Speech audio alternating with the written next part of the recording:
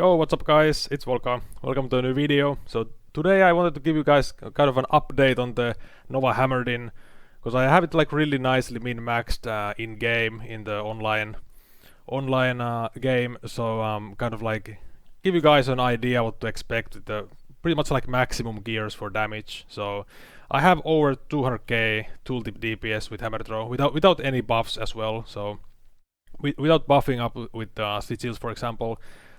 I have so much tooltip DPS here, and let's look at the damage on the dummies a bit. So we buff up with sigils first, and then of course Holy Aura, volatile. So we're hitting for like 500k. I think we can even see up to 600k if we really kind of get like a nice damage in. Of course, buffing with you need to have all of your buffs up, of course, to have the maximum damage. But even without volatile, for example. So that we saw like 600k there, 500k. This is without volatile now. No sigils either. Still hitting for like 200k. So really crazy. So you're gonna be hitting for like 500, 600k with full buffed up. I'm pretty min-maxed on this guy. So I have like LP items and everything. So I do have the claws. I finally got the nice gloves here. Got the prefixes there. I have like a pretty nice axe, T4 sealed physical. Doesn't have slow, but I mean it's pretty nice for damage. Got like T7 crit on the helmet. Not all T5s, but pretty nice. T7 HP, so a bit more tankiness focused on this chest here. Have like 4 LB bleeding heart. Of course, you don't need stuff like this, but I would say this is pretty much like close to min-maxed. I may be missing like 25% DPS that you could possibly get, like realistically. But yeah, getting like 4 LP and T7 throwing, really, this is like a lot of damage to Amulet. Using this shield just so I don't have to like build endurance with the face of the mountain. So basically gives me like more room for the gear, so I don't need to like be so precise with the endurance. So gives me max block chance pretty much for free, kind of. Especially nowadays with the new blessing, that's a lot of block chance. So like only bad thing with this shield is of course you drain your HP. So but you are leeching a lot if you have bleeding heart as well. So it's really fine for everything except arena. So this would kill you in arena most likely. You would get unlucky and get hit while you're low life or like half HP with this. But they're really nice shield for like most kind of like general use. And yeah, I have like a really nice belt, T7 HP. I guess you could have a T7 throwing here if you want to go for more DPS. So missing a bit there for the damage. 2 LP foot of the mountain. The cooldown is kind of useless, but I mean it does something. You get a bit more volatiles in and stuff like that. But the movement speed is of course nice. T7 on it. Just double prefix here, lots of damage. Getting some. I'm using double crit avoidance rings, which is kind of not what you're supposed to do. I'm using it so I can use this blessing. So, of course, optimally you would just go for crit avoidance blessing as always. But I happen to get this double LP. Double exalted ring here. So T7 strength, T6 crit avoid. So I kind of went for it. The physical damage blessing is like quite a bit of damage. It's like 14% more or something for me. So yeah, it's not bad, but of course you lose all the HP, for example, that you could have here instead of the crit avoidance. But yeah, at the base is also bad on this ring, but still pretty nice. The relic is maybe my weakest slot. So like exalted poison rest is not that crazy. I mean it's still fine, T7. So this basically enables me to drop the poison rest here, go for some physical damage. But you could have stuff like exalted prefixes here would be nice, of course, for damage. So you could maybe have like 250k, of course, maybe 270k tooltip. So maybe like 20% more damage if you really get like even more DPS. But it is like really close to min-maxed. Good idols, throwing crit multi, all pretty much maxed out. Getting block effectiveness, 1 armor shed, just HP. Pretty usual stuff, and then like maxed out blessings. And yeah, let's get into Monolith a bit. I grinded up to 1k corruption just kind of for fun on this guy. So this is the Fall of the Empire timeline. So not the hardest timeline, but still, like, it's not the easiest either, at least. But was just a kind of like a timeline I wanted to farm. So this is 1k corruption. We do have 300% increased physical damage on the enemies, for example, deadly. Of course, all the difficulty pretty much is as always in the modifiers in Monolith. So that's, you know, if you don't have too many mods, even 1k corruption doesn't really matter that much. But just to give you guys kind of an idea, I'm just playing the same as always. This is, you know, just rushing, not caring. I grinded up to 1k corruption like really fast also, so I mean, it's really like a joke. I mean, it's not much of a... It's nothing to brag about, I think, but you know, people still like to see the corruption, so I thought it's nice to show you guys. So yeah, that was like 1 echo. We can do another. Yeah, 1k corruption. Let's take a bit of damage. Maybe take some HP here, so we can make the enemies a bit more tanky. But the like high damage definitely helps for just like monolith farming, especially with the range you have and stuff.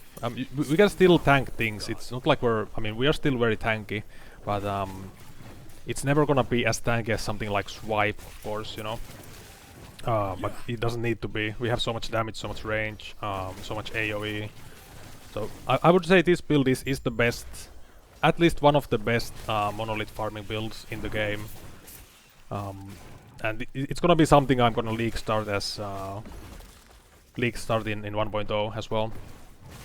This build, unless they nerf it like really hard, but I don't think that's gonna happen. So it would be my choice for 1.0. Of course, keep in mind, like early on you will have a bit lower single target DPS without gear, because it does need a bit of gear for to have DPS, like good DPS. But even with half the DPS, like this is actually the first time I have this much DPS on the Nova Hammer, I think. So even with half the DPS, you would be like really fine, and that's like 100k tooltip is what I play with most of the time on this build. That's already like just, you know, that's already really amazing. But this is the type of gameplay you can expect. Alright, let's get into one more echo here. I have a bit more modifiers, so double HP mod, and we still have to increase physical damage. So this is like 300% increase HP, 300 physical, and glancing blow. So let's see how we do. Of course, ideally you will, you know, dodge the modifiers and kind of like play around them in high corruption, but just like show you guys, you still play the same. You don't play like scared or slow or something like that. You still play the same way, no matter the mods. Just don't take like double crit avoidance, for example, because that's gonna be really annoying, because we have a lot of crit multi, and like the build relies just a lot on the crit multi for damage. I think I have over 500% crit multi actually, so that's one of the mods you might want to avoid for sure. And high damage definitely helps with content like this, you know, because of course less time you have to spend on the enemies. I mean, it's gonna be easier, faster, basically harder to die, you know. So offense is also a defense in LE as well, just like in some other ARPGs. At least in Monolith for sure. I mean, the enemies can't really do much. I'm stunning them, you know, killing them really fast. They really can't do anything. And full screen AoE, of course. So yeah, that's, I mean, basically no difference. Like no matter the mods. I don't like. If I didn't see the mods here, I wouldn't even know that this is like 1k corruption. So pretty strong build. And let's take a look at the ladder a bit, because this build also is really good in arena. So I'm playing solo SSF. So I'm 821. At the moment with the Paladin. I haven't pushed in a few months at least. Basically since last patch I haven't pushed with this build, or much at all actually. So you could definitely go to 1k waves and even more, but I think if you want to like really go for arena, you would go for the ward setup with this as well. So same type of tanky setup that I did on the bleed Hammerdin. you can also do it on this build, but just it's gonna take more gear for the Nova Hammerdin, because you also need to get the damage and the health regen at the same time. But then you could have, you know, you won't have this much damage, but you can still have, like, it's still gonna be high, like 150k or whatever. It's gonna be high either way, like enough basically. And then you could also have the massive ward and tankiness. So that would be my recommendation for like arena pushing, if you can get the gears. But I could still go higher, even just with only HP and you know, not building ward. I don't think you want to use this shield though for arena, so you would have to go for face of the mountain, get proper, you know, endurance rings and stuff like that. But I don't really have the like a nice setup for it. You would also want to get auroras with 1 LP. I still haven't got it though, so I have like 15 auroras and still don't have it. So like the flat throwing damage here is super important. So I would recommend getting you know, 1 LP auroras and stuff like that if you really want to max out for arena.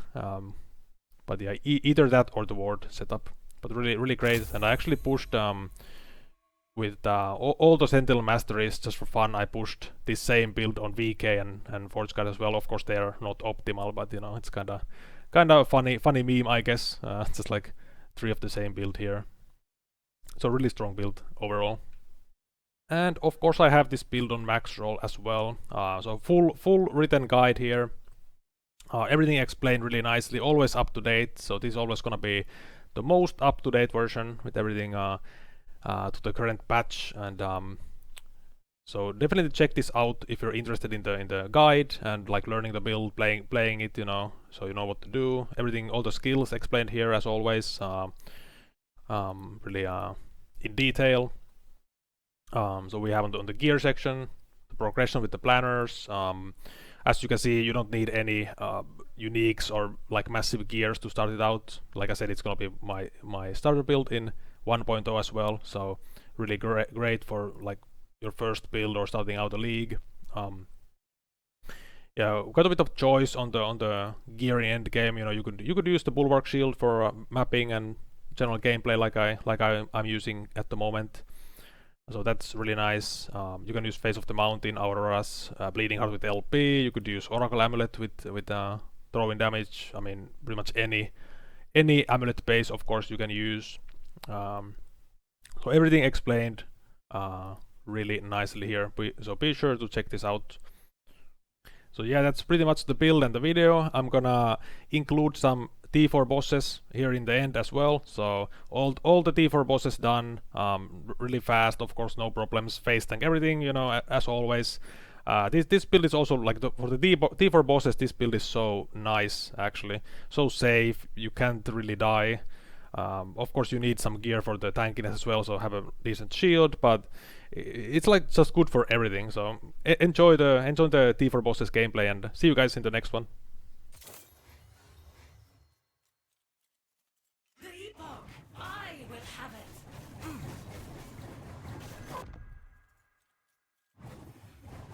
Escape is impossible. Sapphire waters.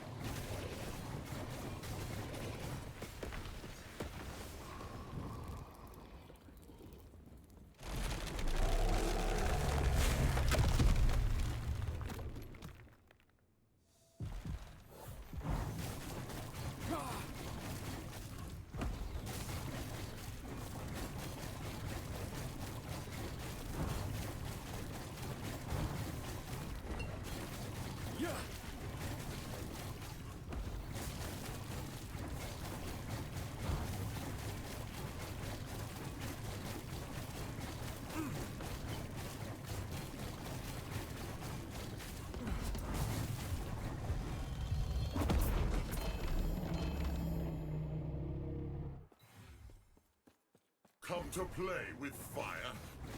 Yeah! Inferno!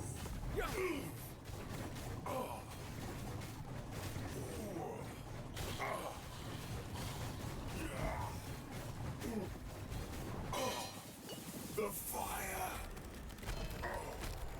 rises.